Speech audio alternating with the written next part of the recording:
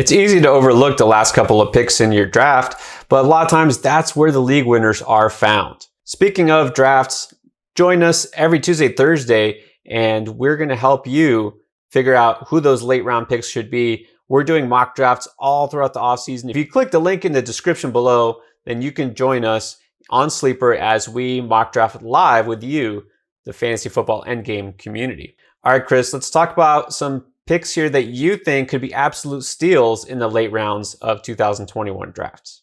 Well, this has been my guy since last year, and he's going to continue to be my guy, and that's Gabriel Davis, wide receiver for the Bills. Look, we saw him show more than enough last year as a rookie, had a great game in that wild card game, got injured towards the end, didn't do a whole lot in that divisional game against the Chiefs, but he did enough as a rookie that I'm sure the Bills, all the confidence in him heading into year two. I have all the confidence in him. I think he's going to be a second-year breakout wide receiver, and he's a guy in a lot of drafts, especially like a 12-team, 14, 15, 16-round draft. He isn't even being drafted. So one of my favorite late-round guys that I'm looking to target everywhere.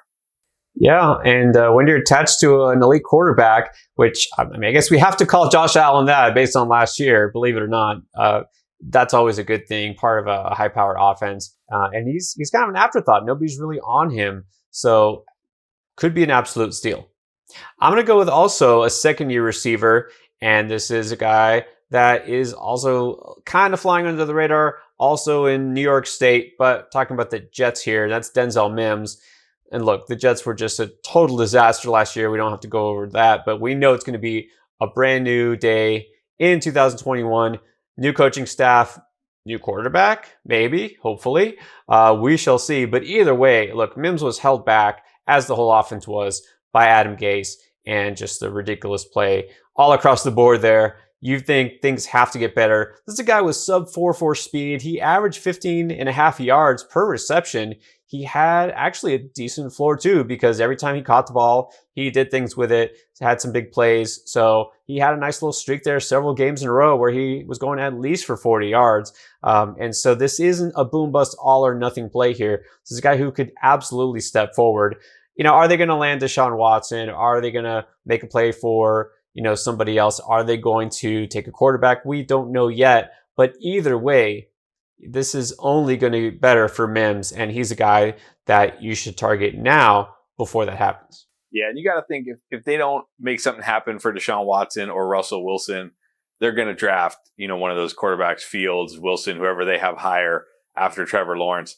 So it's going to be an upgrade for the entire offense and for Mims. Another guy like Davis who could be poised for a second-year breakout. And another guy I think you need to be targeting in late rounds of drafts is a guy that didn't even play last year because he opted out due to COVID, and that's Damian Williams of the Chiefs. Look, it's obvious that the Chiefs do not view Clyde Edwards-Helaire as an every down running back, right? They brought in Le'Veon Bell. Darrell Williams was getting run. It's obvious that he's not, they don't look at him as a guy who can handle 20 plus touches. So Damian Williams, he knows this offense. He's had success in this offense. He was a huge part of their Super Bowl win. I have a feeling next year when he comes back fresh after a year off, he's going to get right back into the swing of things, and they're going to utilize him. I don't think, I still think Edwards-Helaire will be technically the starter, the number one guy, but I think Damian Williams is going to have enough of a role to be, at least flex worthy, if not more. And if something were to happen to Edwards-Helaire, then Damian Williams' value will absolutely shoot up. And this is another guy who nobody's looking at, nobody's drafting because, again, he didn't play last year and he's been totally forgotten. But you shouldn't forget about him. Grab him with one of your last picks because I think he's going to give you weekly value with tons of potential upside. Yeah, this is a great choice toward the end of best ball drafts because you don't have to worry about slotting him in each week or not. So love that choice. All right, I'm going to stick with running back too. This is a guy that is not the sexiest name, and you know what? Maybe not going to be a league winner, but sometimes when you're at the end of a draft, you're looking for your fourth, fifth running back, you need some depth. Well, you're looking for either a high-end handcuff or a guy who at least has a decent floor that you can plug in for bye weeks or, tasty matchups. This guy is both, and that's Nyheim Hines of the Colts. So look, we know Jonathan Taylor is the guy, but Hines is not just his backup, right? Which, like I said, if something happens to Taylor, Hines all of a sudden becomes a must-add, just like he was last year. People were picking him up throughout the middle of the season. but he also brings that weekly floor even with Taylor doing what he did. Look, he averaged 4 receptions a game last year, so in full PPR leagues, that's a pretty nice cushion to have. But even after Taylor, toward the end of the season, kind of took over the lead role and did what he did, Hines had 5 out of 6 weeks where he scored double-digit fantasy points, which doesn't sound amazing, but still, if you get that from a guy that's basically an afterthought and at the end of your bench, that's a nice kind of security blanket to have, especially if you are a Taylor owner. So I really like Hines. I feel like he's just being completely overlooked again. I agree. Everybody's all over Jonathan Taylor. He's a top 5 running back. But look, the other running back there, Nyheim Hines, is being totally forgotten, right? And this is going to be a 2-man running back committee more than likely. Sure, Jonathan Taylor is going to get the bulk of the work. But as you said, Hines gets carries. Hines gets work around the goal line. And more importantly, he gets lots of work in the passing game. He has lots of standalone value. And as you said, if something were to happen to Jonathan Taylor, his value will only go up. And then another guy who's kind of in that same mold as Hines is Chase Edmonds, who as of right now is the starting running back in Arizona. Now, Cliff Kingsbury said he thinks Chase Edmonds can handle a starter role. I don't know if I believe him, but it doesn't matter because last year, even with Kenyon Drake, there was plenty of weeks where Chase Edmonds had tons of value. There were weeks where Chase Edmonds was a better start than Kenyon Drake. And whether the Cardinals go out and sign a veteran running back or even draft a running back, I don't think it matters because I think Edmonds is going to have a role.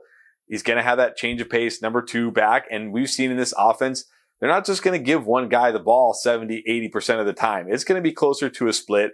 Edmonds can carry the ball. He can definitely catch the ball. We know that. He was by far the better pass catcher between him and Kenyon Drake last year. So another guy like Hines, who at worst is going to be the 1B, but has been totally forgotten in drafts and could, definitely be a league-winning type running back if he is indeed the starter on day 1, or if at some point during the season he's forced to be the starter for the rest of the year. Let's not forget last year when Kenyon Drake got hurt, people were clamoring for Chase Edmonds, thinking he was going to be an every week, must start. Now, Drake only missed 1 week, but if that were to happen in 2021 and he was to get significant time, he will be an every week must start. What do they do at running back? I really don't see them paying up for a free agent that's going to cost them anything. I don't see them spending high draft capital to get a running back. So Edmonds could have a really large role, even if it's a timeshare. And then I'm going to end with a little bit of a speculative pick here. So we just talked about Arizona. You know what Arizona might need also? They're looking for a tight end. A lot of people want to put Kyle Pitts there in the draft. Don't know if that's going to happen. What if they add a guy like Gerald Everett? That's right. Gerald Everett is a free agent. Look, he's a guy who's been behind Tyler Higbee with the Rams, but he's shown that he's an effective pass catcher too when given the targets. And he could wind up in a team like Arizona or Buffalo has been rumored to be in the market for a tight end upgrade. We just talked about Josh Allen being an elite quarterback and that offense. Can you imagine if they add a guy like Everett, what would that do to his fantasy value? So I'm looking really hard at where he lands and how he's going to be utilized because he's a guy who I think might surprise some people and become a fantasy relevant tight end. Finally. Hey, it happens every year. These tight ends, come out of nowhere like Robert Tonyan last year and become fantasy relevant and, fantasy must starts every week. So why not Gerald Everett? And like you said, if he lands in the right spot, that's all it could take. That does it for our late round steals. Find out who we're grabbing in the late rounds by joining us in those mock drafts. Click the link in the description below. Join us every Tuesday, Thursday, all off season long. We're going to help you figure out how to draft to win in 2021. All right. Thanks for watching.